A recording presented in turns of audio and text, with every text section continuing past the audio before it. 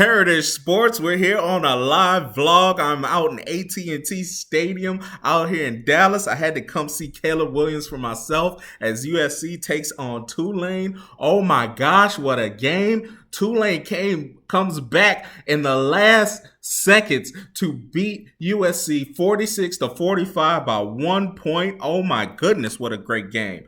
Tulane was pesky. You could see why they're the number 16 team in the country. They could play with anybody, any single body in the country. I'm going to start with Caleb Willams because that's who I went to go see. Super accurate quarterback, in control. The negatives on him, he holds the ball way too long. He's always trying to make a play, and you could tell why when you watch the game. This is my first time watching a USC game in person from start to finish. He has to do that because of his defense. And you're going to see later on when I talk about it why that is. But he does hold the ball too long, always trying to make a play. From my insight, when I seen him on the field, he's a little on the shorter side, 6'2", 6'3". But my goodness, is this kid accurate. Oh my goodness. He can throw it on a tightrope, throw it wherever. If his receivers did not drop balls, they could have had 42 points at the half. And to me, that might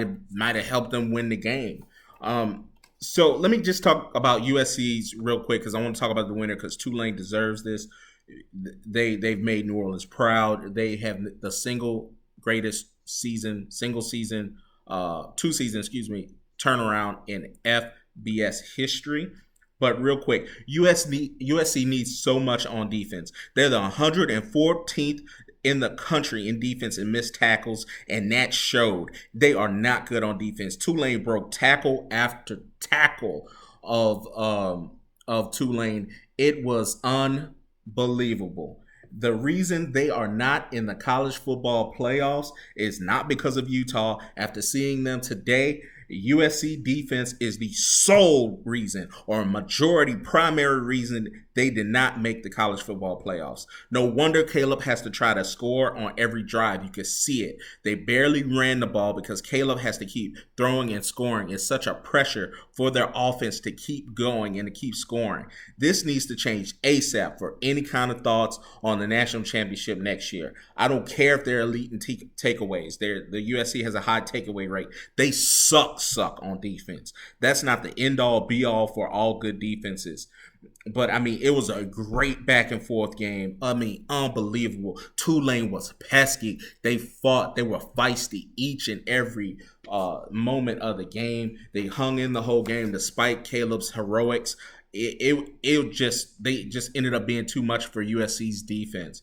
Caleb Willams, last time I checked, he was like 36 or 50 or something like that before the final drive where, they had like 8 seconds left. But he was like 36 or 50, 460 yards, 5 touchdowns. It should have been more. They had quite a few drops. He could have easily had 6 touchdowns and over 500 yards and taken it back to the crib to go to Los Angeles. I'm super, super interested in what Caleb Willams is going to do going into next year.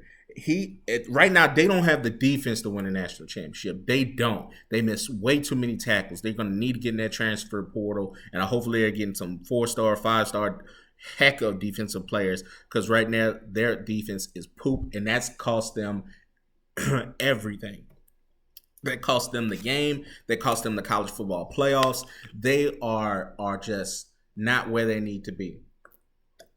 So with that being said, if Caleb Willams loses a game, 2 games, whatever, he has a hamstring injury or whatever they want to term it next year, will he pack it up and prepare for the NFL draft? Because I'm here to tell you, folks, if he was an NFL draft ready right now, if he was eligible for the NFL draft in 2023, he'd be the number 1 pick. I don't care what Bryce Young did. I don't care what C.J. Stroud did. They're nowhere near as accurate as him. The quarterback from Kentucky, he's over him. The quarterback that got injured in Tennessee, Hooker, if he came out, Caleb Willams would be the number 1 quarterback drafted number 1 player drafted on the board and number 1 quarterback. That's a guarantee. Now, next year, I don't know what's going to happen. He could pull a Jamar Chase and not even play his junior season and just prepare for the NFL draft. or he can regress. Who knows? And then there could be other competition. People can come up. So next year, we don't know what Shedeur Sanders is going to do against Power 5 talent. Also, Drake May, you don't know if he steps up and becomes just this monstrous, accurate QB for University of North Carolina, UNC. So we're going to see what Caleb wants to do. He has all the tools to have a back-to-back Heisman campaign. He did every single thing right in this game. He had one interception, and that one interception was basically because he held the ball too long. I can't wait for you all to look at the videos and see some of the stuff I saw and be able to witness that with me. It was a great, great game, Cotton Bowl game. The great people of New Orleans came out.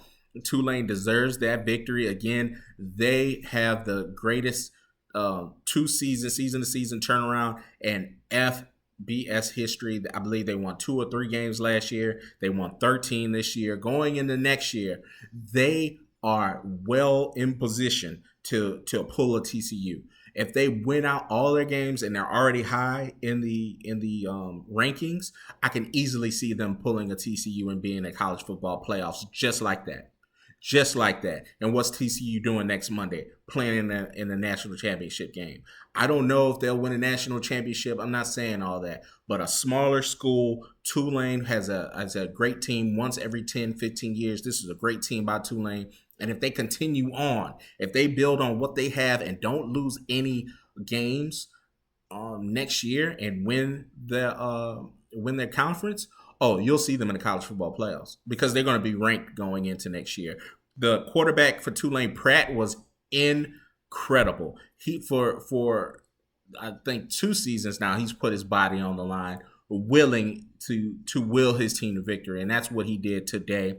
It was a great team effort. It wasn't just him. Let me just say that it wasn't like USC's Caleb Willams. He wasn't nowhere in comparison, but the running backs 22 was good. They made the right throws, and Pratt put his team on his back when he had to run on 3rd and longs or just extend the drives. That 4th and 10 conversion on the last drive was masterful. Everyone in the stadium for Tulane was